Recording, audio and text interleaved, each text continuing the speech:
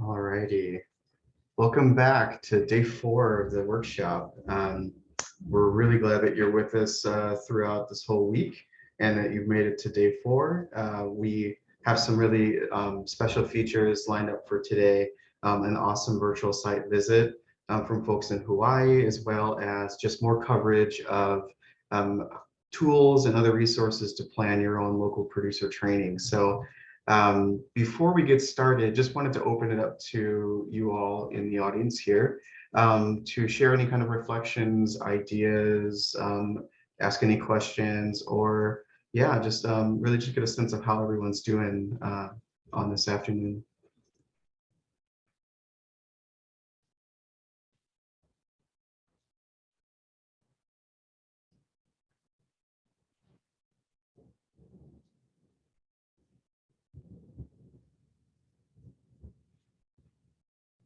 All right, well, not seeing or hearing anything, so we can move on. So today is going to be all about bringing together all the pieces that we've been talking about over the past 3 days. We're going to start with a virtual site visit and learn more from a producer and their farm on school sales. We're then going to dig into the planning and outreach portion tools of the workshop, and then hear a bit about evaluating your own workshop as well. So on that note, I'm going to pass it over to Tammy Howard to introduce our virtual site visit host. Thank you. Hey, good afternoon and to everybody, and morning, I guess, to the folks in Hawaii. And I wanted to tell you a little bit about the folks that are joining us from the Hawaii Institute of Pacific Agriculture. We have Dash Kerr joining us today from the Big Island, is that right, in Hawaii? And he's going to be giving us just a quick overview about their program at HIP Agriculture, as well as showing us some amazing images and talking a little bit about that in this sort of virtual site visit format. Then we'll be showing a video of their program and open it up for questions. So, Dash, do you want to start off by just telling us a little bit about HIP Agriculture, how it came about, and where you're located and what you're farming and all that? Yeah, for sure. Aloha, everybody. Super happy to be on the call. Honored to be in circle with you all, a bunch of people equally committed and interested in getting, fresh, healthy produce to youth and inspiring youth. So that's really nice for me. Before getting on the call this morning, I was reflecting. I was like, oh my gosh, I've been involved with farm to school programs for 20 years, believe it or not. The first one was in San Diego, California. I was involved with a food cooperative, Ocean Beach People's Food Cooperative was how I got my start. And now here we are in Hawaii, continuing to offer a variety of education. But the nonprofit organization was really born, I would say, out of this aina that I'm on right now. I'm in the area of Niuli'i, is the Ahupua'a. It's in North Kohala on the very northern tip of Big Island. And it's a really interesting place with a super rich agricultural history. It was basically a breadbasket in Hawaiian times, a very verdant area, very agriculturally productive. And so we were farming this aina and living in a state of food security and abundance and raising our family and our children, and really realizing that our community didn't have access to fresh produce and maybe means of growing it or just couldn't afford it or a variety of reasons. And so I like to, the nonprofit was really born out of that, I would say, and also simultaneously a call for a need for more young farmers and producers, because while we inhabit this rural area of North Kohala that has 10,000 acres of land zoned agriculturally, we're dealing with, gentrification and real estate versus ag and just like all the challenges that come with being in Hawaii. and tourism versus ag. And so how do we get that ag land back into agricultural production? So we started as a family farm with doing some educational programs through a fiscal agency, but we slowly became more and more successful, winning grant awards and offering youth education programs. And so then we founded and created a nonprofit organization in 2014 and slowly rolled that out with the board of directors, and then began writing our own proposals underneath that organization. And essentially, and then eventually we actually transferred the family farm, like cultivation and production operation, into the nonprofit organization. And so the nonprofit is a working farm that produces fresh produce for market. We sell to hobby farmers market, farm to school, a handful of other accounts. And we also use the farm as basically a large living classroom where we run farmer training program. We've been running year-long residential apprenticeship programs.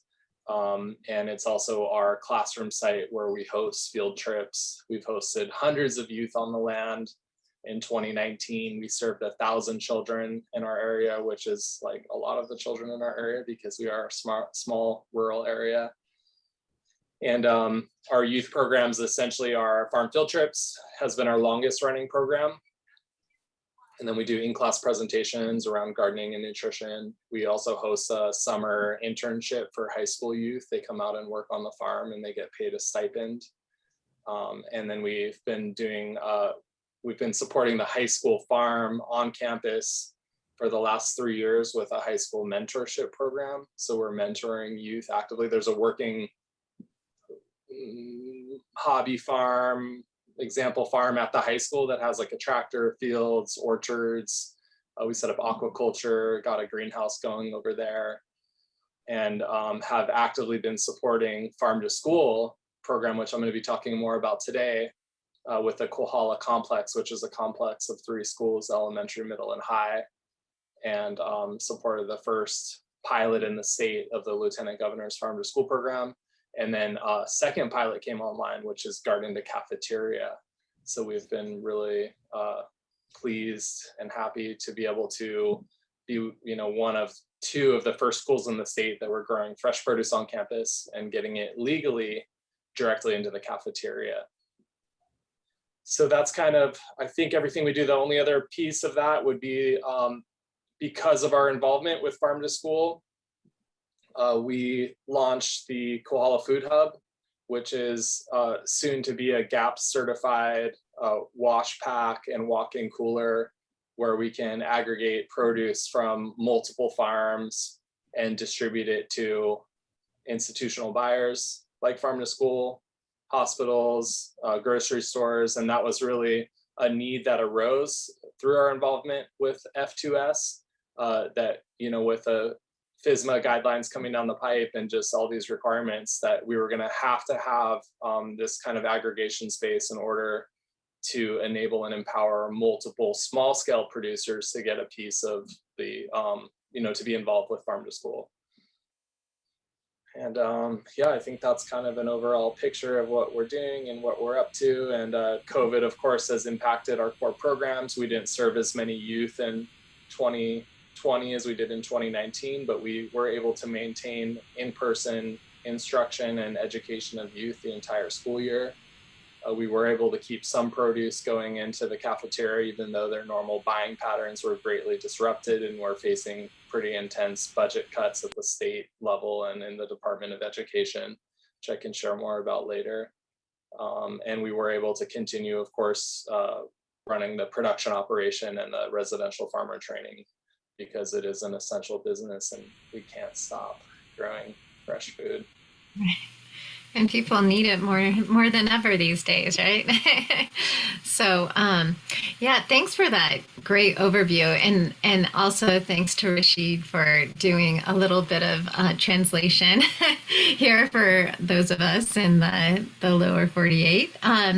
So I'm going to share my screen, Dash, and you can, and I appreciate you and Erica sharing these wonderful pictures, and then maybe this will help give folks an idea of what your farm looks like on a day-to-day basis, and you can explain what's happening in these pictures. So I'm going to do a slideshow. All right. So you can, oops, I don't want to do that. You can explain the pictures and then we'll, sorry, I thought I had this figured out. Okay. You can explain the pictures and then we'll, and then just tell me when I should advance them. Okay, yeah. So the kind of like model farm that we're working to create, you know, it's in process always, but it's definitely diversified, and we keep some bees and some animals and some gardens and some orchards. We have about 10 hives, so a small amount of beehives on property. This kind of highlights some of the level of diversity, more on the tropical fruit side. But we have two main focuses of crops that we cultivate, which are kind of tropical, tropical fruits and orchard trees. And then we have row cropping, market garden operation that probably would look more like stuff you'd see in North America. This is kind of a nice shot of a agroforestry scene, with the ulu or the breadfruit in the forefront. Ulu was the third most important staple crop for the Hawaiians, and in some Polynesian islands in the Pacific, it's #1, but it's an incredible crop. It's essentially a tree potato. And Ulu Cooperative, who's one of our partners, and we're going to be working with them to aggregate more ulu this ulu season at the Kohala Food Hub and then distribute it down to them, has also been a really big seller to farm to school. They've gotten a huge amount of ulu to the schools. And so they process the ulu down and freeze it so that it's kind of packaged and ready for food service to utilize in stews and various recipes.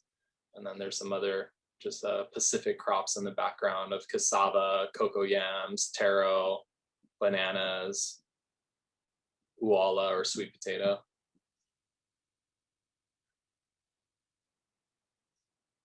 Just a small, we have a couple nurseries on the land. One is our kind of a vegetable starts for the row crop operation, and then we have an agroforestry nursery for tree crops. But these are a couple of apprentices that were in our last apprenticeship program. The apprentices are learning, again, market gardening, production skills, soil fertility, composting, orchard management. We did, this year was pretty big. We actually moved our headquarters of 10 years, our farm and headquarters of 10 years. We moved down the road to a new site that's, we had outgrown our previous location. And so we're now on 26 acres and it's got way better infrastructure. It's got more farm worker housing. We assembled 3 greenhouses. You can see in the background one of them. And NRCS bought those greenhouses and some water tanks. And so we're improving water systems and core infrastructure. We built a wash pack, and we actually have a community facilities grant in progress right now to do a GAPS certified wash pack that would be on the main HIT farm, separate from the GAP certified site for aggregating produce that's more central in town.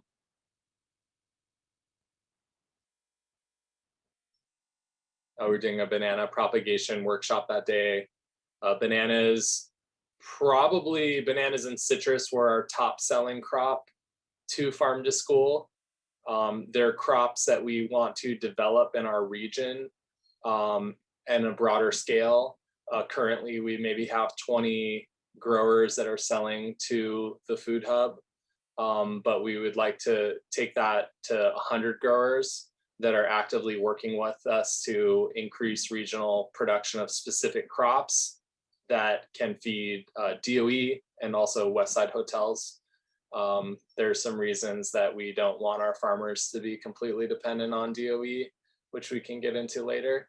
But apple bananas and bananas are one of those crops that we see greatly expanding in the next 5 years.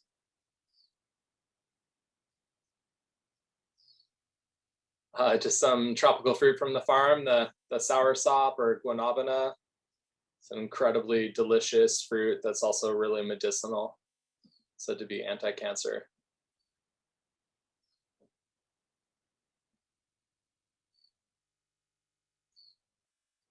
Some chickens that shouldn't be out, that are out, but we usually have them confined. They like tear up the mulch right in the gardens. You all know that. So we kind of have a designated chicken run area for them. But the grounds have kind of more of our commercial production blocks. But then we also have these smaller kind of Pacific market gardens. This one was in taro, and this is the tail end of a taro harvest. And now this patch is in Olena or turmeric. So we kind of cycle these small patches throughout the landscape.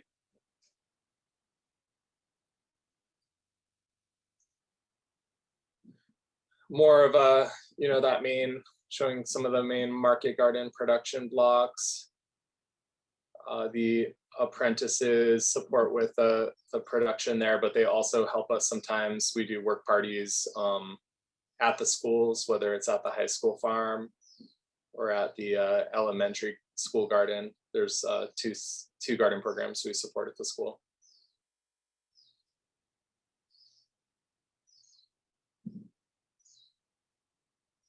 Peppers. There's some more of that ulu. My partner, Erica, and co-founder, and we just hosted Hawaii Farmers Union United strategic planning over the weekend, and she made the craziest, most delicious lasagna I've ever had. It was a ulu lasagna. So steaming this breadfruit, thin slicing it, and then layering it with all the sauce and cheese and all the normal things. And it was incredibly delicious.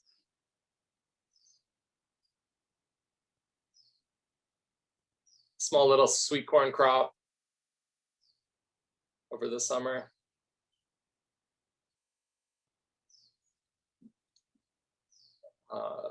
Yeah, developing. We're definitely in a process of developing the new farm site with all our soil tests and good mineral inputs, and we've been adding a lot of nice finished compost from a local producer, and starting to create our own piles on site. We got a big block cover cropped right now, and this was some lower and lean tomato trellising with peppers in between.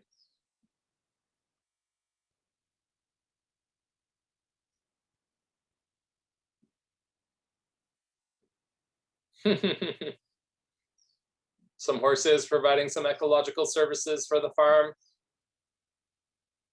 We do gather their manure and build compost on site with it. So, and they actually have really helped reduce mowing. And so, but that's a little side note. The greenhouses are a little hot right now. We're gonna experiment with shifting into just a screened roof on one of them, and then we're gonna need to get some fans on some of the other ones. So, but we do the greenhouse growing out here in the tropics because certain key crops get stung by the fruit fly. We cannot grow any large tomatoes, cucumbers, squash, summer squash that is, peppers. All of those things get stung by the fruit fly, so they all have to be grown in controlled environment, screened house or greenhouse.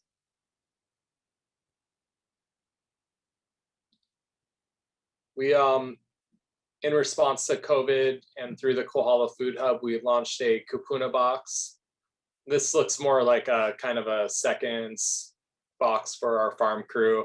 The kupuna box is a little, nicer and more finished, but we do 30 boxes a week that are free boxes that go out to kupuna right here in our small community.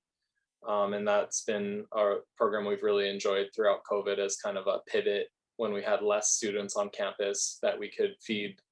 Kupuna means elderly, that we could feed elders here in our community, and know that they're feeding their families and children as well, and grandchildren.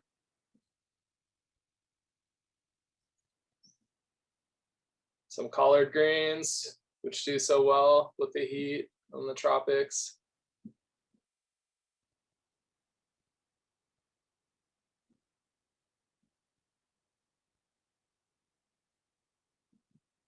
She got a lot of nice market garden photos in there today. This is our little Javi Farmers Market, and when COVID hit, the previous manager decided to shutter it suddenly without much notice to our community, and that was a huge hit because all of our growers suddenly didn't have a market. The Kohala Food Hub became essential through that time. It was really the only location that consumers could buy directly from farmers. We have an online mobile market or online market that consumers can buy direct from the farmers through the food hub. So that was really great. I'm happy to say that our local chapter of the Farmers Union helped to relaunch the farmers market. This is when it just relaunched and we maybe had 5 vendors. We've grown back up to 14 vendors, and the market's doing really well.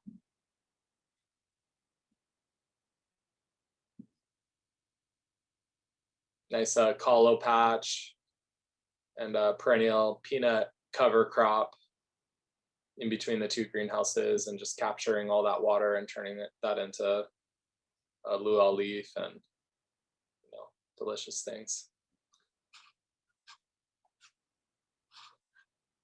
This is jackfruit. Some of you might maybe heard of it. It's where they get the flavor for juicy fruit gum, and it's been getting popular for being cooked in its green state with like mock meat jackfruit tacos. But we haven't got this one into the schools yet, but it would be a fun one to process and provide in some way.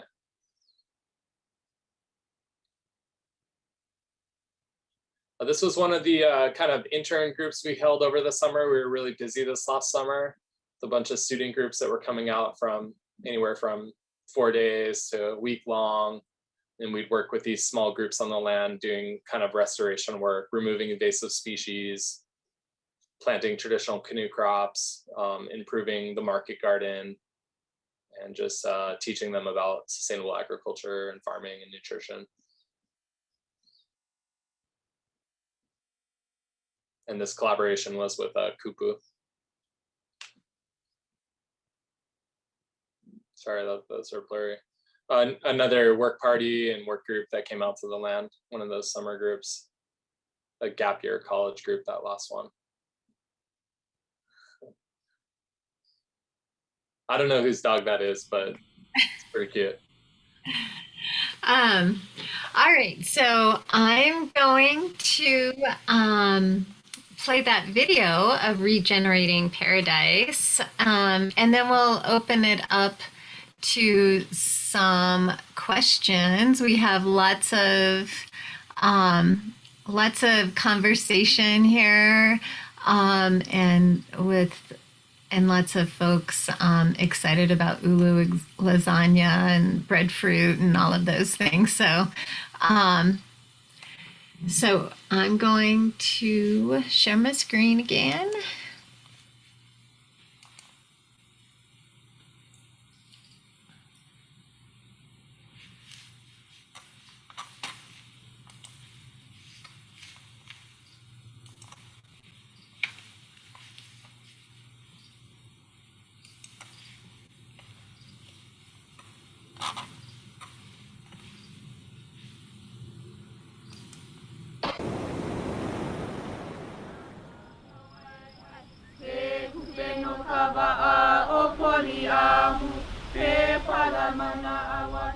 Farm to School has huge opportunity to support children in getting healthy, and on the other hand, it's going to be supporting farmers. It is the largest potential market and buyer of fresh local produce in this state. We have this opportunity to bring more fresh fruits and vegetables into the schools to create more opportunities for small farms to supply the school and to really transform our state's food economy. My husband Dash and I, we founded Hip Agriculture back in 2011. We chose this path to become farmers when I became pregnant with our first child. So we've been able to raise our children on the farm, feeding them really fresh food. When we got the word that Kohala schools were going to be the first pilot for farm to school in the state, we were so thrilled. We jumped at the opportunity to become a supplier to the Kohala cafeteria. Farm to School is taking out the big distributors and inserting our local farmers. Instead of taking frozen foods and microwaving them, we're taking fresh foods and cooking them from scratch. Garden to Cafeteria takes Farm to School one step further. Food that the students are growing is harvested by them and delivered by the students to the cafeteria. It also presents an opportunity for the students to take home fresh produce that they helped grow. It'll help create a demand for more local produce. It's also all of the educational programs we do to reconnect youth to the land, to farms, to where their food comes from. After the pilot of Kohala Complex, the state decided that they want to expand Farm to School to all 256 schools across the state, which is almost 200,000 meals a day. This is a huge opportunity to revitalize agriculture statewide because we've never had such a large market. If they just serve banana smoothies one extra day a week, that's thousands of pounds of bananas that Hawaii farmers can grow for local youth. Gardens are the best places for young people to learn. The hands-on, experiential, tactile learning where they're smelling, they're tasting, and they're part of cooking it and preparing it, that's the way we're going to get children to eat healthier new foods. We're building a pilot and a model for what Farm to School looks like. That's our role, is really committed to making and helping the DOE and the Kohala Cafeteria work out the kinks so that we can say what works and doesn't work. Hawaii has the potential to be the example for the world of what it means to live sustainably and feed our people well. We are working on building the farmers that are going to be needed to grow the food for our communities.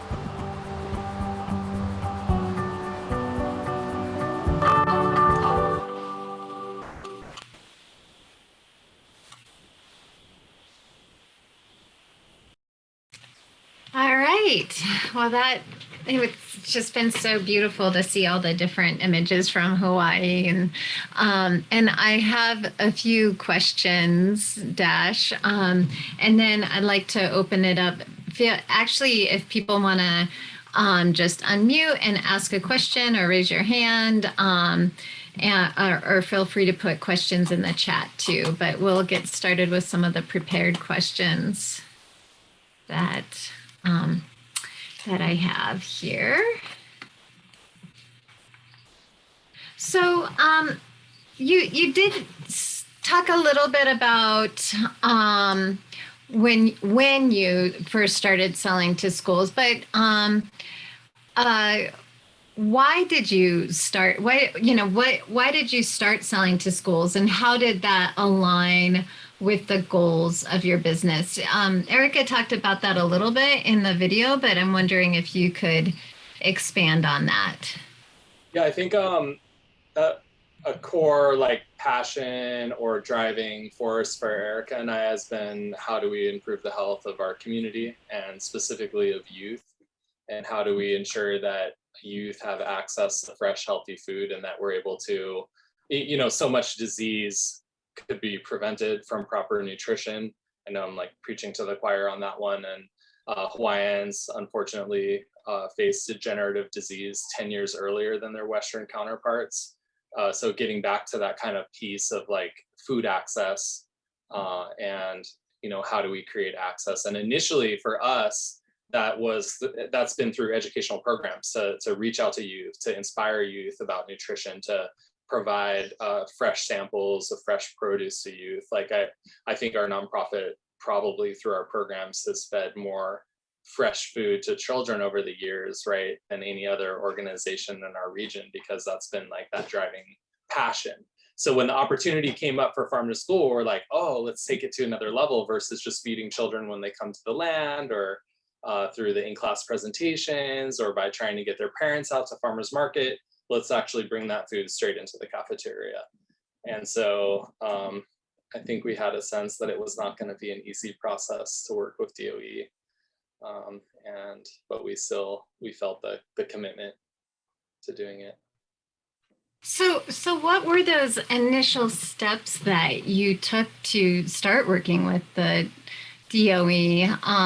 You said that you thought it wasn't going to be an easy process, but you did it anyways. And so, how did you start that relationship building? Yeah, so one of the first things that I guess it was DOE, like I can't even remember who organized the meeting, and Nicole Milne's on the call. It could have been Kohala Center was in the mix, was organizing it. You know, Leidy could have been in the mix. There was a bunch of players working at the state level to even get DOE to do farm to school in the first place. And I'm less familiar with that aspect of like who exactly made it happen. But essentially they decided to launch the pilot. They came to North Kohala and convened a group of producers and said, hey, you know, who's willing to sell the DOE? Like, would any of you farmers or growers be willing to sell the DOE? And they kind of like presented some of the criteria, which were horrible, you know, and I would say the pretty much all the producers in the room were just like, no, this is horrible. Like, when are we going to get paid? You know, like, what are your price points? You know, and of course with DOE, like, you know, their price points were low, and there's some background information coming up through the chat. So that's wonderful.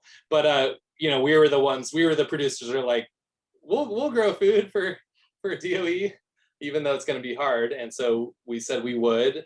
They brought on the consultant Greg Christian, who started initiating the kind of like scratch kitchen at Kohala cafeteria. And then it was really working with Greg that he helped to open up that door that we would be able to sell directly into the cafeteria as a distributor. And then working with other colleagues in Department of Ag is what sent us on the path of setting up the Kohala Food Hub, that we would then have a GAPS certified aggregation site. Great, yeah, and it is really great that people are bringing in some more of the history from the procurement side. That's great. We really appreciate it, and we do have a question from Kristen. How were you able to afford to do the in-class presentations? She finds that many farmers are too busy to visit the classroom, and instead they have to bus students out to the farm, which it can be pretty expensive. So she's just wondering how you make that work. Yeah, for sure. So within 6 months of being in Hawaii and, you know, farming in this area, we received our first grant. It was actually from Kohala Center to do an after school program for high school kids, hosting them on the farm. They would come out after school, work on the farm, and they'd get paid a stipend. But as we continued that work, there was it then snowballed that we started receiving more grant awards for farm field trips, then in-class presentations. And so even though we started as the farmers and the educators, it's evolved over the years now, where we now have a farm team that runs and manages our agricultural production, led by our farm manager. And then we have youth programs. And so those are and we're funded through the nonprofit. We've built diversified funding over the years strategically. So we have income streams of grants. We created an annual event, which is an agricultural festival, which raises a pretty good chunk for our youth education programs, is how we use that money.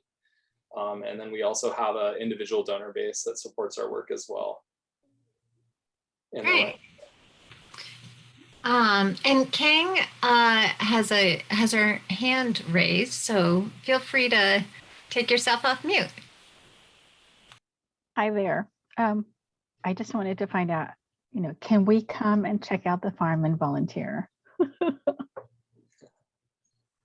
Yeah, so the new site actually has kind of like an Airbnb it's not run by the nonprofit, but it is on property. So we have 5 cabins on site, and I would love to host Amy or all of you. I love connecting with like-minded folks doing the good work that needs to happen right now. Yeah, so we are planning on starting a co-op, and it sounds like we'd have much to learn from your experience. Yeah, and there's a lot of great resources, I would say, on Big Island. Again, I mentioned Ulu Cooperative is like just a really heavy hitter in the farm to school movement. We got Kohala Center on the call. We, you could plan a whole little tour, I would say, on Big Island of connecting with nonprofit organizations and cooperatives that are involved in community food systems work. Nice. Can we, folks really want to know where the Airbnb link is. So is that on your web page or? That's at starseedranch.com. Okay. Oh, okay. Put that in the chat. Should be good. All right, so I'm gonna go on to, oh, thank you, Dash, for sharing that.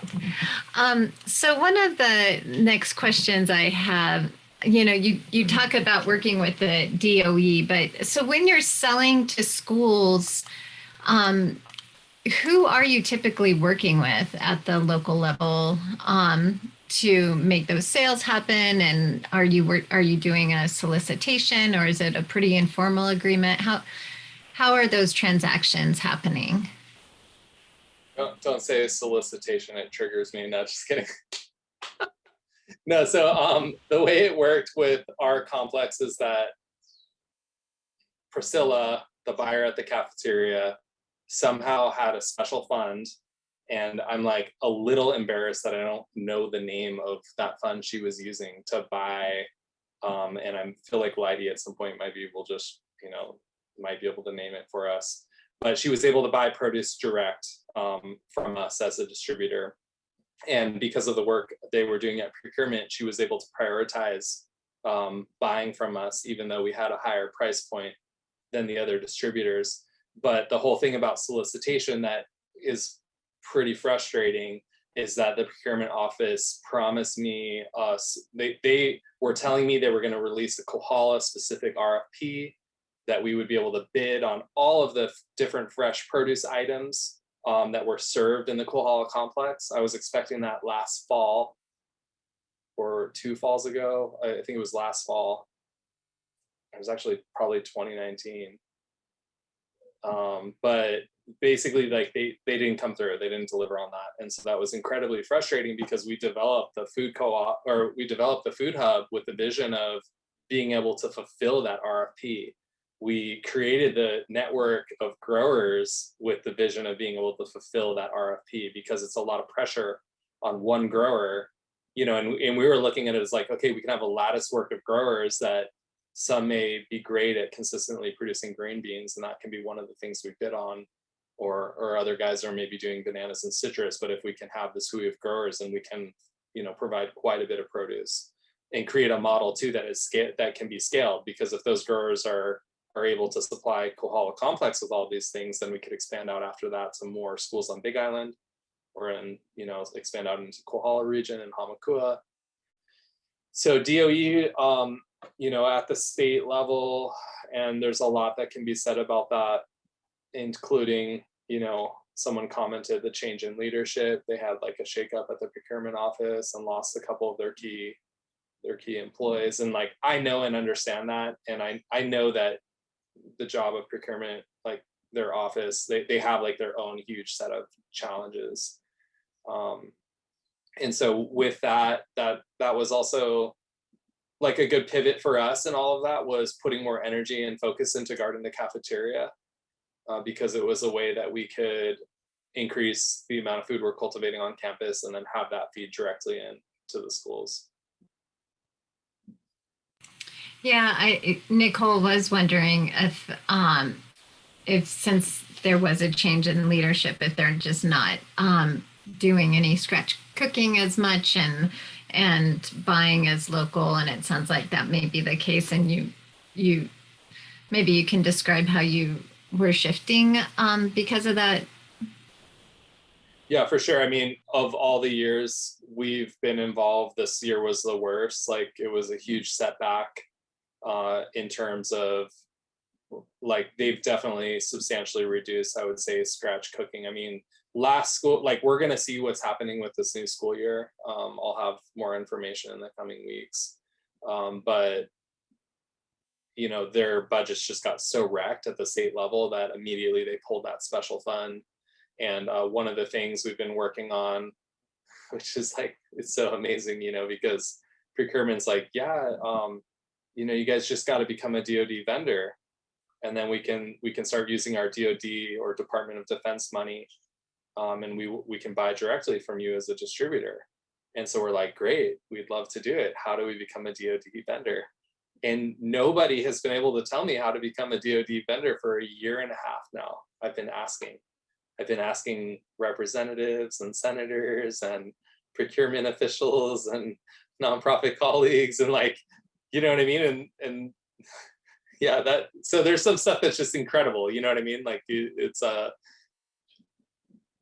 someone's commenting about DoD, but I'm getting distracted with the comments. I'll stop. Yeah, no, that's great. I mean, I'm glad you're keeping track of them as well. And yeah, so maybe some of the connections can be made at this training to help out with that, because I think it's I don't know, but it might be different in every place. So last year was a setback mainly with their funding for buying local produce, but because with GTC they supposedly they're buying it, but it was a way that we could, again, directly get it to the cafeteria.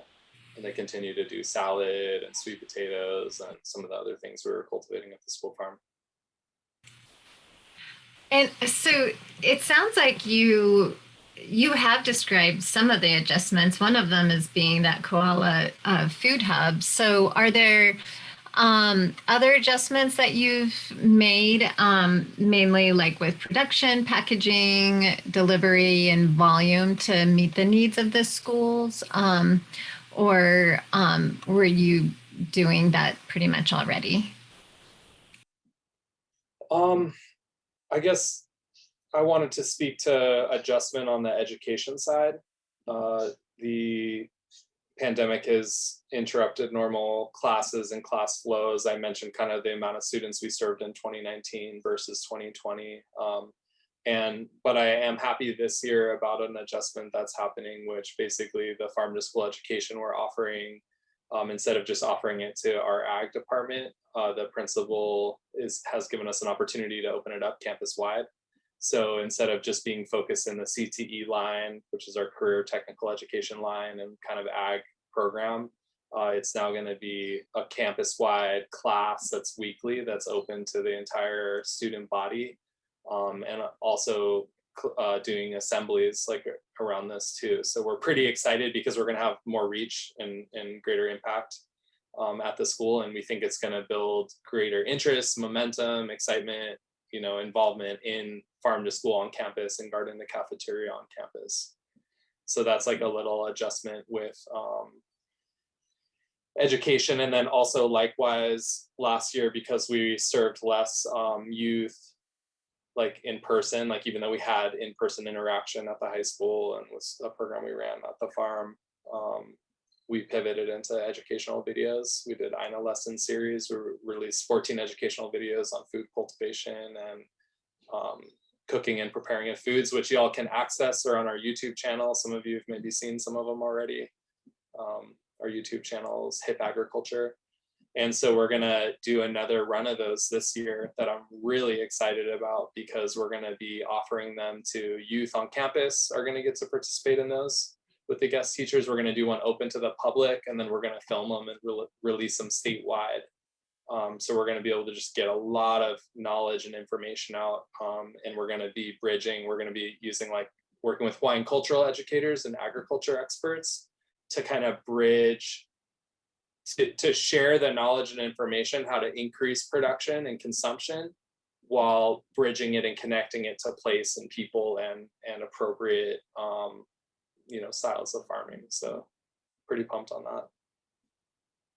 Wow, yeah, that's great. And it's great to hear about your ability to make those adjustments on the market channel level. I was just wondering if you think that like shifting from kind of that for-profit farm model to a not-for-profit farm model has helped you make those adjustments. And if that's one of the reasons why.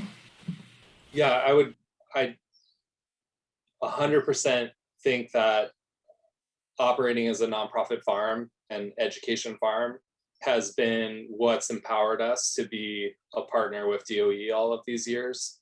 You know, it's our individual donors, it's our annual event supporters that have really empowered us to be there for DOE and for our community in that way.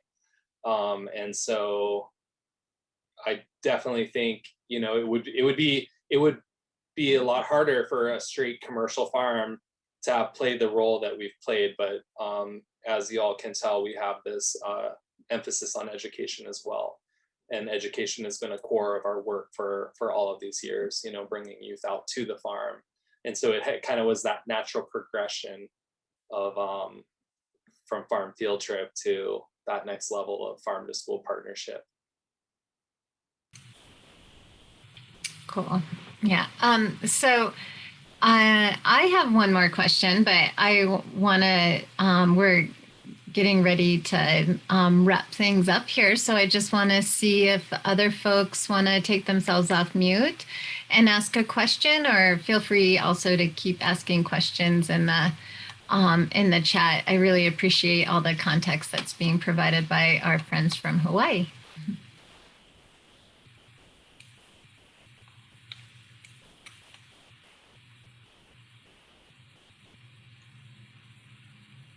I'm going to take down Charlene's contact Yeah.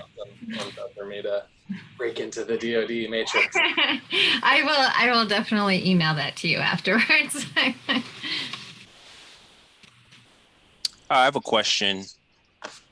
The establishment of the wash and pack, and was that something that was that difficult in terms of like the GAP certification process on that? That's a great question. You know, it started out, the vision started out to do a GAP certified wash pack in our farm field that would enable our farm, just our farm, to sell fresh into the schools. And but then it evolved. We actually identified a location in our community. It was an old chicken, like a chicken farm, and they had kind of like a warehouse and a walk-in cooler. And one of our kind of like partners owns it, and so we were able to get a good affordable lease on it. It had all this great core infrastructure. So we proceeded with developing and utilizing that site. We are in process of doing a group GAPS, it's called. And that's when multiple farms kind of hooey together and they all develop farms food safety plans. And they kind of all go through a pre-audit process where basically there's an organization that's supporting us to get through this GAPS process. And we're just getting ready to do our kind of like pre-audit that makes sure all of our documentation's in place. There's like a handful of logs that we have to maintain for the space, temperature logs, you know, incident report logs, produce processing and handling logs, this kind of thing. And we're going to do that pre-audit, and then the feds are going to come out and kind of audit 4 out of the 10 that are in this WHOI that are getting GAP certified, and then we'll have that GAP certification. And as a GAP certified wash, pack, and aggregating site, what's so amazing about that is that our producers in the field then don't need their own GAP certification. We can lend that certification to them in a sense, but they do have to abide by certain protocols we put forward in terms of how they, you know, harvest, wash, handle their produce, and we can set even guidelines on, you know, and checks and balances of kind of what fertilizers or inputs or insecticides they're using too. So it's not, it's actually feeling like it's felt like a really long, arduous process, but I see the light at the end of the tunnel, and I think it's not fun, but it's not necessarily that hard, you know. Great, yeah, like some, yeah. We actually, Andy Pressman talked about it, talked about group gap certification yesterday. So I'm glad that you brought that up and that you're going through that process. It can make things a little bit easier. The last question I have is there something that you wish you would have known before you started selling to schools and that you'd like to share with other producers? Yeah, because these folks here are they're being trained on how to train producers on accessing school markets. So it would be helpful for them to know, some of those strategies that you wish you would know you had known before embarking on school sales. Yeah, I think it'd be really good to, it'd be good for y'all to be able to assess or be certain that Department of Education was really ready, or that they weren't just talking in their ability to deliver certain pieces. I definitely, and also clarity about price point, I guess, letting your producers, being crystal clear about price point and needs, and also payment timelines as they were working out their kinks with it. There were times when they were late on payment, 3 months, 6 months, couple invoices that were maybe like 9 months past due, which is like really horrible from a commercial grower perspective, because like we have that understanding as well as growers. So it's crucial that, and again, I don't know the scene and situation in other states. Like my hope is that as DOE nationwide embarks in these projects, that they just are really have all their ducks in a row and are in a position to be ready to source and buy local produce and pay their producers in a timely fashion. Yeah, that's a great point. We have a question from Texas because she's wondering, Carolyn Miller is wondering if it's hard for you to work together with other growers and not compete, because she says that it seems there's a lot of competition in Texas, and she thinks it's great that you all are figuring it out and working together and not expecting folks to work on their own. Yeah, I've been, we don't have like, farmers in general can be really independent and rogue and sometimes even grumpy or oppositional. And we definitely have some farmers like that in North Kohala that are not part of our growers hui, and they have their own markets and they don't want to deal with DOE, and it's a headache. So I think, just finding your network of growers that share maybe that passion, that commitment, that interest to get fresh food to school children is crucial. And I think there's a way to do it collaboratively, because I mean, Hawaii is unique that we're, again, a lattice work of small family farms and niche producers. Like we don't necessarily have like, the same kind of like space or layout or large scale fields. So that is really our bioregional approach to fulfilling these RFPs, is a lattice work of growers with some specializing on different niche crops. And if you can have, multiple growers, again, that are focusing on different things, I think you could really be successful with it. Great. Yeah, thank you for sharing that. And there's some talk from the Hawaii folks about just bridge loans and making, and Charlene sounds like she's trying to make it so it's not near the same level of or same amount of delays, so in payment. So it seems like it is a fruitful discussion for you too, Dash. So any last questions before we wrap up this portion of our workshop?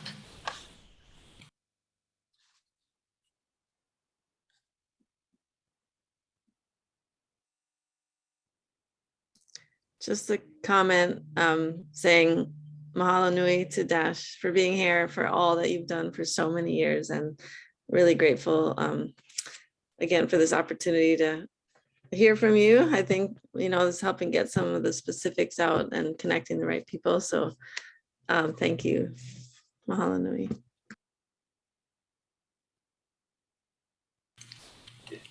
Yeah, likewise.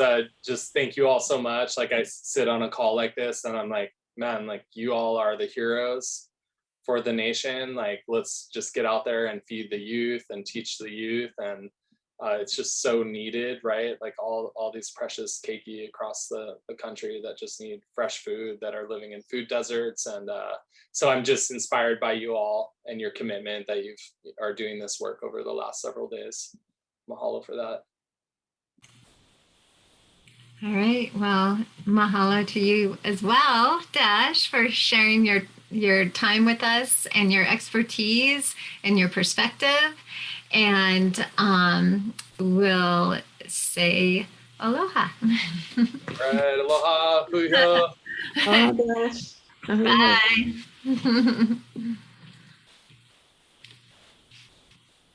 Okay, Tomas, what's next?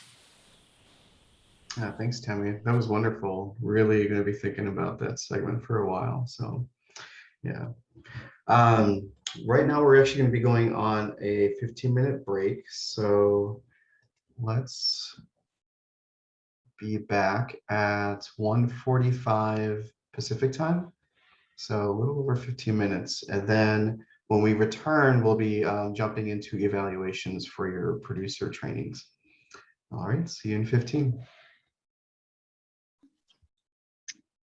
Welcome back, everybody. We are going to jump into our next segment. We have another special guest for you today.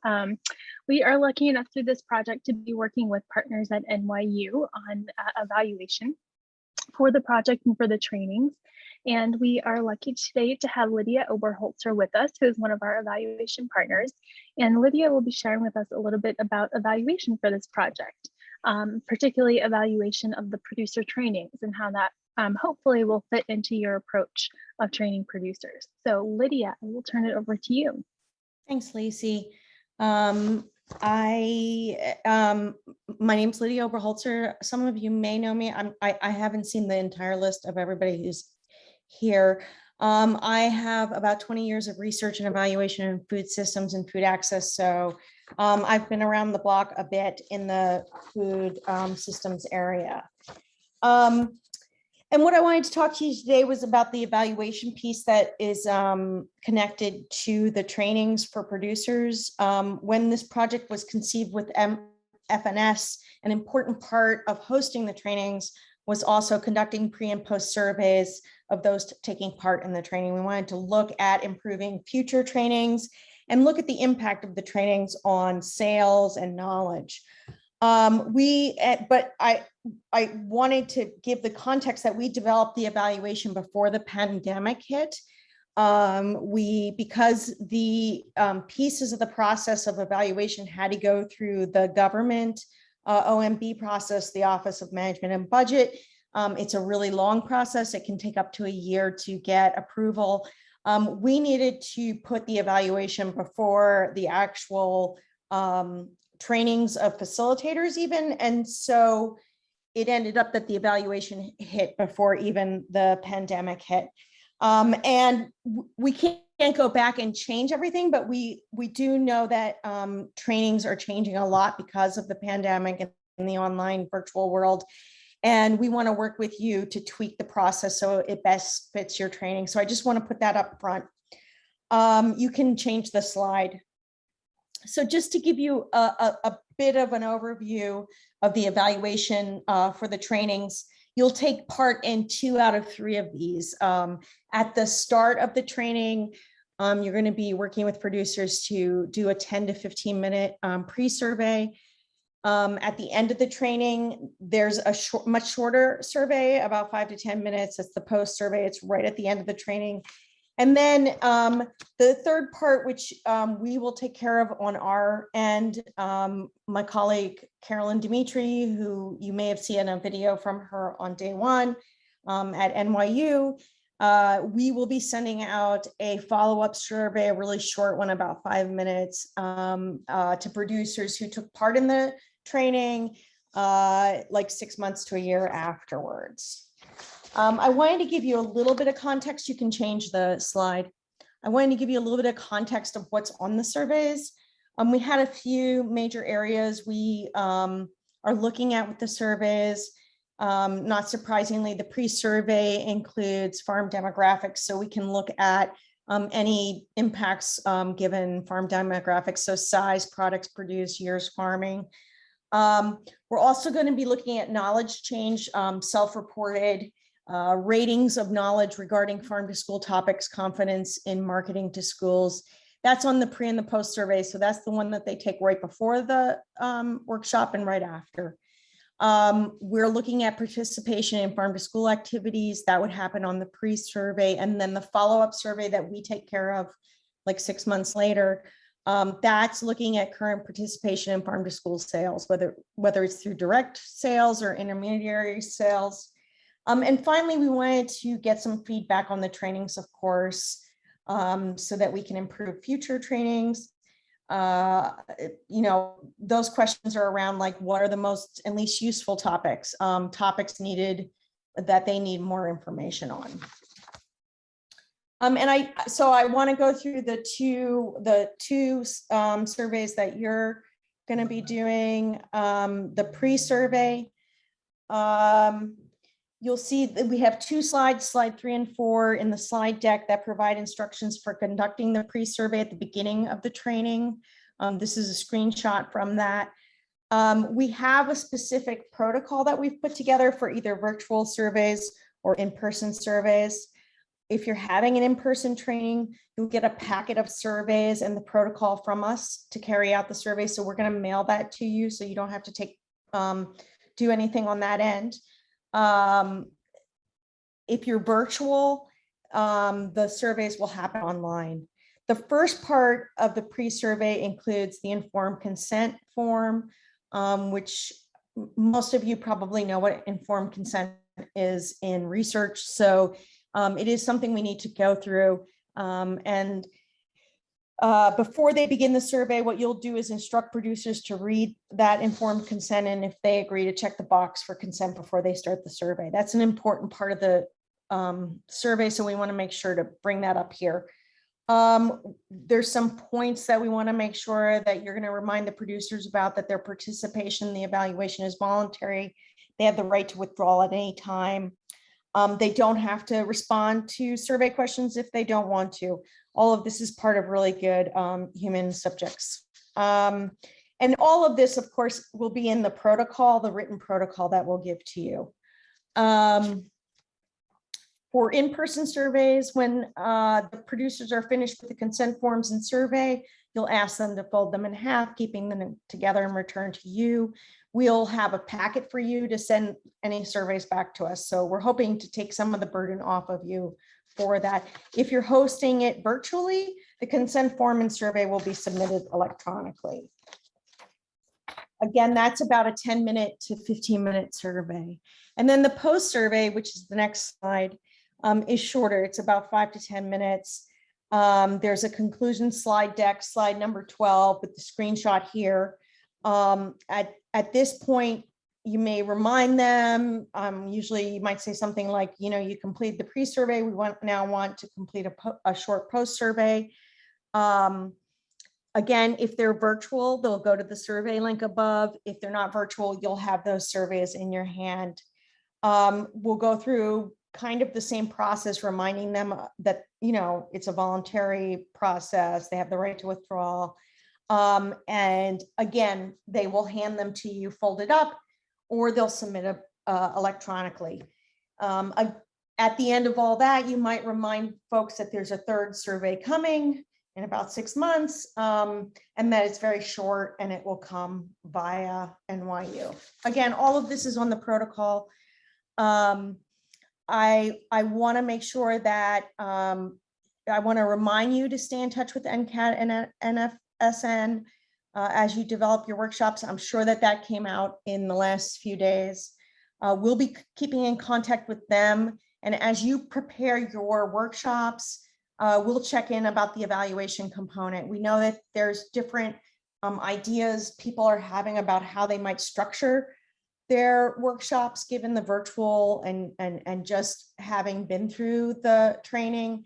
And we're working through different kinds of protocols that can be done for different types of sessions. And we'll have an FAQ on that available to you. And a final note, you can change the next slide. I just want to remind you, it should have come in your email. I got mine because I put myself in the email address too, that you'll be getting a survey for this workshop. I think they have time at the end of today to fill it out. We really are using the surveys from this workshop. They're, you know, the NCAT and NFSN team is really using it almost in real time to improve future training. So anything you want to provide us any feedback on is great.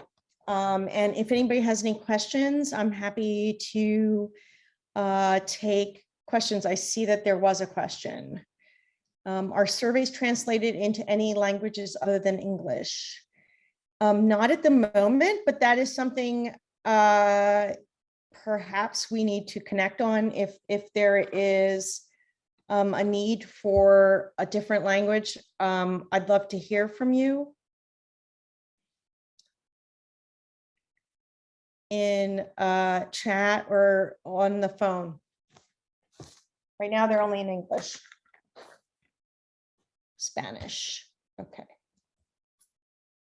And Hmong.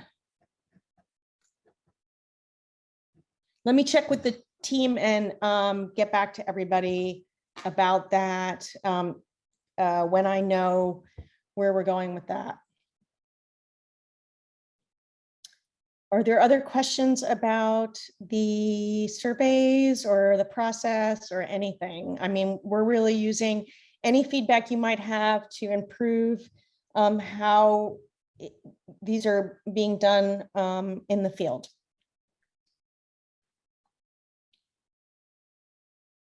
Oh, I was just told NCAT has the capabilities to translate the producer surveys into both of these languages, so we'll be doing that. Wonderful. Thank you, Tammy. You're welcome. One thing I want to highlight for folks, Jenny Lee did put the location that you can find that protocol in the facilitator guide, as well as Lydia mentioned, we are adapting kind of in real time to the virtual setting and potential virtual trainings.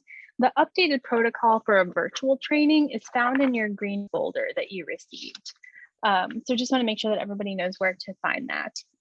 And as Lydia mentioned, the utmost important thing is that you stay in touch with us to know when you're presenting your training, so then we can help work with Lydia and her team to adapt the evaluation approaches to how you are approaching your trainings, whether it's virtual, in person, certain modules, presenting it in different ways over different time periods. So Lydia has been so gracious in working with us to figure out how to kind of maximize the evaluation to fit in multiple modes.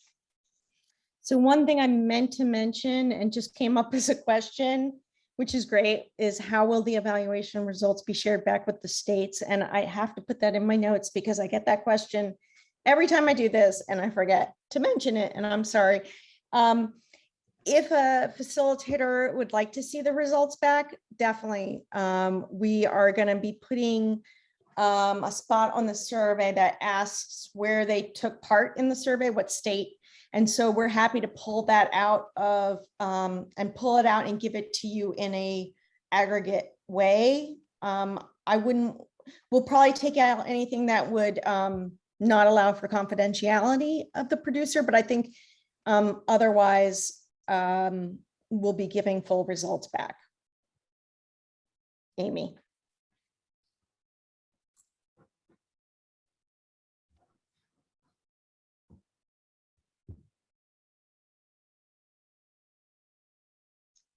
Great. All right. Any other questions for Lydia or any questions about the evaluation or process?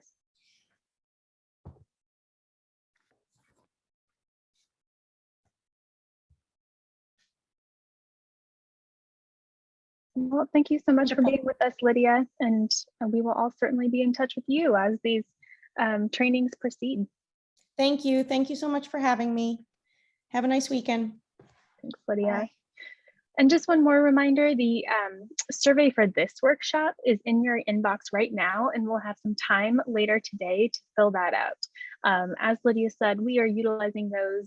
We review the feedback and have done a lot of adaptation to this workshop in response to the feedback we're getting. So it's really valuable to us and we really are using it. So we look forward to your feedback as well. So with that, I think I'll turn it back to Tomas for our next section. Great, thanks, Lacey, and thank you, Lydia. As Lydia mentioned, the surveys for this current workshop should be in your inboxes now. We'll have time after this current session to take care of those surveys, and just want to let you know, if you're able to report back that you completed the survey, you will get a point for your team. And that'll be, I think, the last opportunity for state teams to earn some points before we announce the winner for today. So just keep that on your radar. And after this session, you'll have some time to go in your breakout groups, as well as take care of that survey as well. All right. So yeah, thank you all again for being here. For those of you who don't know me, my name is Tomas Tagato, Program Manager with the National Farm to School Network. And this is the last presentation session of today. So you've made it to the light at the end of the tunnel. Super proud of you all.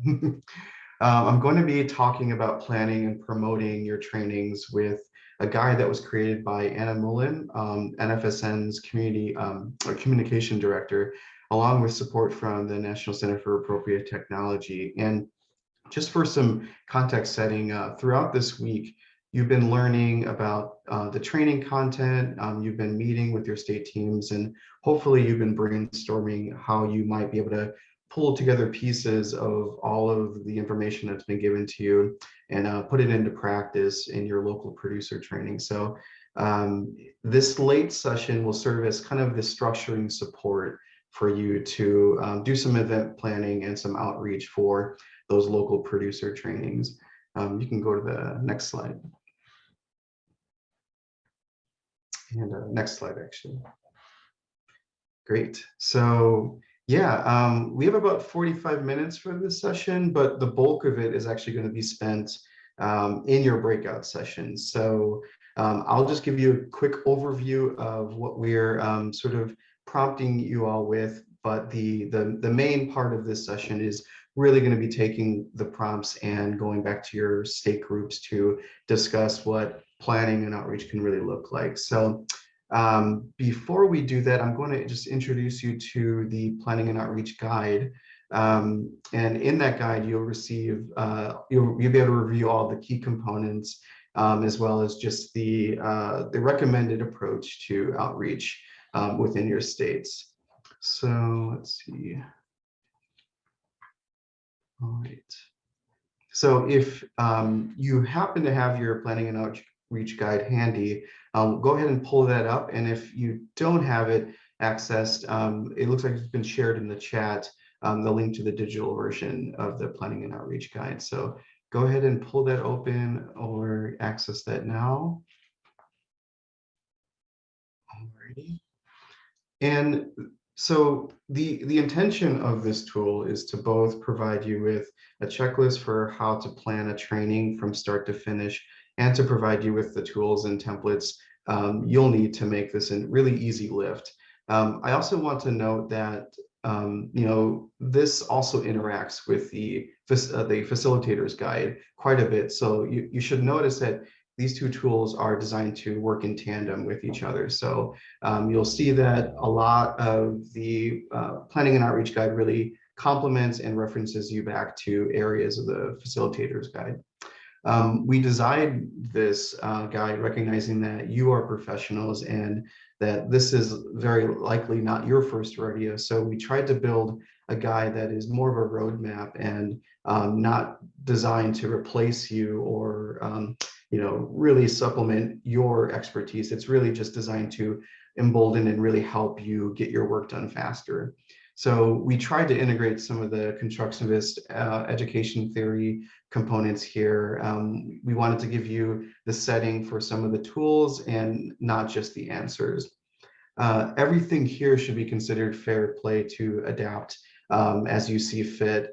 And that's been kind of the common thread of this whole workshop, is really take what you need and want from this curriculum in this workshop and apply it to what makes sense in your locale. So just to start with it, the power of the checklist. So at the core of this guide is a giant checklist. We designed it to give flow to any planning process that you encounter. You can literally start at the beginning and work your way straight to the end with a successful training. So this checklist, however, it doesn't know the specifics or details of your local producer training. So you will need to read through it and make sure that you make decisions and adjustments that are relevant to your local situation. Yeah, and just a bit more about that, this guide versus rulebook and the localizing of the content. Please don't get the impression that this is presented to you as gospel. You'll note that we keep using the word guide, but you are really the experts in this area. So you're the experts of your own community. So take what you need from this guide and modify it to your own liking. And then be sure to notice, a few things worth pointing out is that we created an online version of this document that is fully hyperlinked. And for this tool, the digital version may work better than the hard copy because it's meant to be interactive in that way. The purple links will take you quickly through the digital version of this document. Blue hyperlinks will send you to the editable versions of the templates. And at the bottom of every template, a blue hyperlink will send you straight to a downloadable and editable Microsoft Office document that you can use to customize to your own liking. Go to the next slide. So let's get to the main focus of the session. In a few minutes, we will break into our state teams and actually start planning the local producer trainings. Once you're in your state teams, let's first just take the moment to familiarize yourselves with the checklist starting on page 3 of the toolkit. You can scan the entire thing and just share back with your team after reviewing it. Next, you should start thinking about how you can make it work as your local producer training. So specifically focus on the timeline and flow and planning. Does it match with your capacity? Review the templates. Do they fit with your needs? Start customizing the tools and think about what needs to be changed about the timeline. Or where are the gaps, and how can they be filled? So the essential question of this activity is, how does this guide match up or mesh up to ways you already work? Go to the next slide.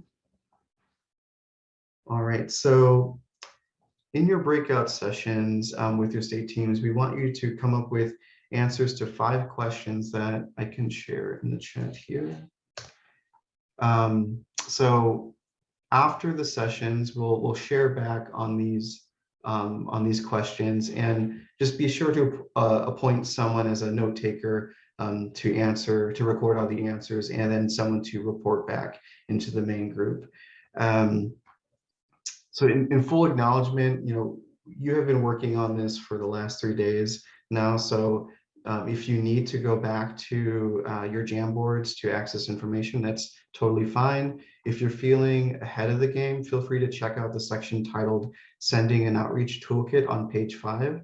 And just so we're on the same page, we're going to go into our state breakout sessions now. We'll have about 20 minutes roughly in those sessions, and then we'll come back after that. You'll have some time to then take care of your evaluations. Then I'm thinking that after that part, we'll then go on a break and then start the process of wrapping up the day. So let's all join our breakout sessions now. Carlos, if you're able to initiate that, that'd be great. All right, welcome back, folks. Hopefully that breakout session went well. We're going to transition into a quick break right now, but just want to remind you to complete your surveys that should be in your inbox. We'll come back, just a 5-minute break. We'll come back at 2:40 p.m. Pacific time. So we'll be back here, and then we'll just do some quick share backing for each state team and just close out the session for the week. So see you back in 5 minutes. All righty, welcome back. Yeah, so as folks are rejoining, just wanted to quickly share that we have the contest winners for the workshop. Looks as if it was California who won. So California followed by Hawaii and Oregon. So congratulations to you, California folks. We'll be sending out a $25 Etsy gift card confirmation to everyone in the California team. So just be sure to look out for an email coming from our friends at MCAT. And just to note that this is a virtual card, so it'll only be sent via email. So just be sure to look out for that next week. So congrats, California. It was a tight one. Yeah.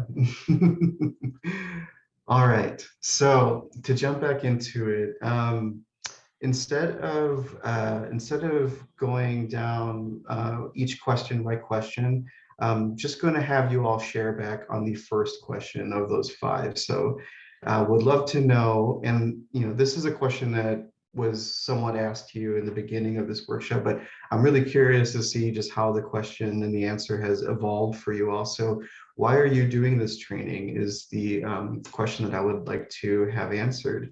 So I'm going to go down the list, starting with folks in Alaska, Nevada, and Idaho. And yeah, would love to hear from you all. Why are you doing this training? Mm-hmm.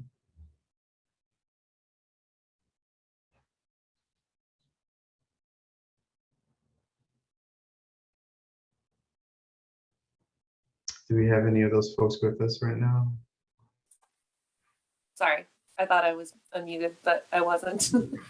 We're doing the training to connect producers to farms and producers to the schools and increase participation in the farm to school program. Great, thank you. Anyone else from that group like to share? And hey, Tomas, it's from Nevada. We didn't have anybody from, it's Alaska and Nevada. So. Great. Good to know. All righty then. Well, moving on to California. Why are you doing this training? Hi, everyone. So we came up with a couple ideas behind why we're doing this, why we would be doing this training. I think a nice general one was to allow particularly small scale producers, particularly BIPOC farmers, to access farm to school markets. And kind of building on that, we're hoping to benefit local, especially rural communities, and keep money in those communities, as well as supporting producers in learning, navigating the requirements and different expectations around farm to school. Thank you so much, Yusuf.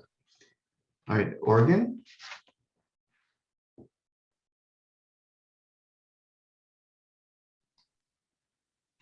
This is Amy in Oregon, and unless Melina wants to go or Michelle, either one of you want to? I know I've spoken or done our updates. Does anybody else want to? You don't have to, but. Sure. This is Michelle and Maya. Hi, everybody. It's my dog. That I mean, what everyone else said, and then also, we're just figuring out how to coordinate ourselves. We have a lot of assets in our state, and a lot of people are increasing capacity, and we're just trying to be strategic about where do we locate this incredible body of knowledge and work, and being creative. Like, do we put together teams of extension plus we have different programs in extension, so it's not just maybe 4-H or Master Gardener or SNAP Ed. Actually, you can use funding for procurement. We're having a procurement training, but we're just not sure like who's supposed to do what, or maybe different groups can take different modules, right? So we build up capacity that way. Thanks so much, Michelle. Sure. All right. Washington. Hi, yeah, I'll speak. I think we had a lot of the similar reasons as others have said. Some of the things that we were focused on is creating another market opportunity and for small producers and demystifying what it is that schools need. Figuring out what the gaps are and what resources would help producers that are looking to get into this space. I'm just trying to read, our things are a little small. Oh, and then another interesting one was helping to diversify diets at a young age. So introducing different types of foods and new varieties that kids aren't often exposed to. Great, thank you. Hawaii.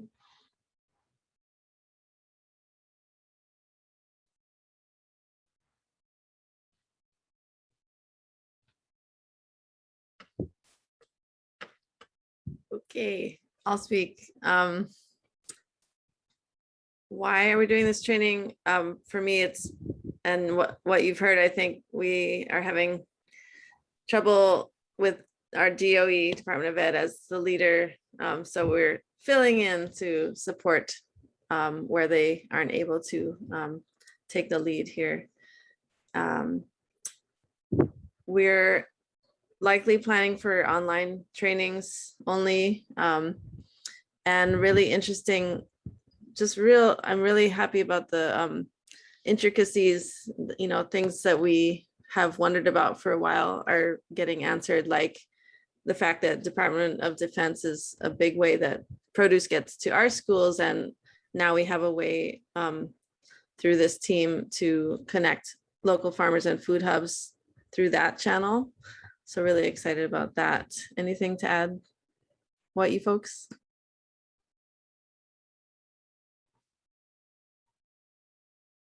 One of the just best things about this has been the ability to network with other people in our state and to create some momentum to figure out what we can tackle this year to help influence and set up the possibility of farm to school for next year.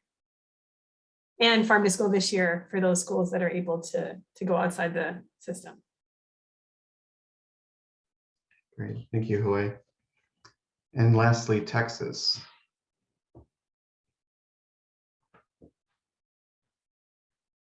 Okay, it's Carolyn. I think I took it so that I could learn more connections, especially with producers, to how to get the producers interested into even going into the school market. It's really different in Texas, so it's kind of a challenge here. And that's one of the things I put on the survey is like how to really break down barriers. And but it was an excellent training, and I really got the resources and the networking with all of our ESCs. I mean, we all know each other really well, and just sometimes we don't know what we've done in each of our regions, and to be able to share our knowledge has been invaluable. So it was a good training. Thank you so much, and thank you for all your answers. Yeah, so moving on, just to touch on some of the things that we had sort of referenced, but just taking a deeper dive into them right now. So technical assistance, we mentioned that you're not alone on your team, and we're all here to help with all of your technical assistance needs, but what does that actually mean? So we've developed a menu of technical assistance to assist you with starting and organizing your estate producer training. So we'll be sending you all a reminder, including a technical assistance form within the next month, but feel free to reach out to our team in the meantime with any questions or yeah, just any thoughts or questions that you may have. So We also wanted to let you know that we'll have an educational webinar opportunity coming up on September 8th. So this is a live webinar and workshop hosted by Seth Wilner, who works throughout the Northeast of the country on whole farming planning and business management. So he'll be the presenter of that webinar, and he'll be touching on some of the core adult education principles that have helped him in his work in teaching farmers. So the focus will be on giving you tools to really help you and your participants learn. So Seth's planned outcomes for participants are going to be really centered on just active learning techniques that'll really help the bringing the farm to school producer trainings come to life. So we invite you all to bring members of your training team to work through these principles together. And the registration link has just been shared. So yeah, we really encourage you to sign up and keep that on your radar. Yeah, so yeah, let us let us know how you will be planning your local producer trainings. We definitely want to keep just track of the timelines that you all may have moving forward. And like we've reiterated many times, this may be something that you will take off with right away. This may take another year to plan, so it'll look differently around the whole country. But we're going to be here to support you in however however it's best going to be implemented within your area. So please keep in touch. And yeah, we would like to just thank all of our partners at the Office of Community Food Systems, all of our guest speakers this week, our teammates at New York University and the National Center for Appropriate Technology. I'd like to thank my team at the National Farm to School Network. And most importantly, thank you all for spending a whole week with us and putting in tons and tons of work. So we really appreciate all your time and effort that you put into bringing the farm to school within your rural areas. So on that note, we're going to give you all an option to go back into your state breakout sessions if you would like. Carlos is going to he's going to open up those again in a moment, and we'll keep them open for you maybe for like the next half hour. So if you have some more planning that you'd like to do with your team while everyone's here with you right now, you can go ahead and do that. You can also just plan another time to connect with your team, but we're going to give you that option right now to do that. But thank you all again for your time this week. We really appreciate it.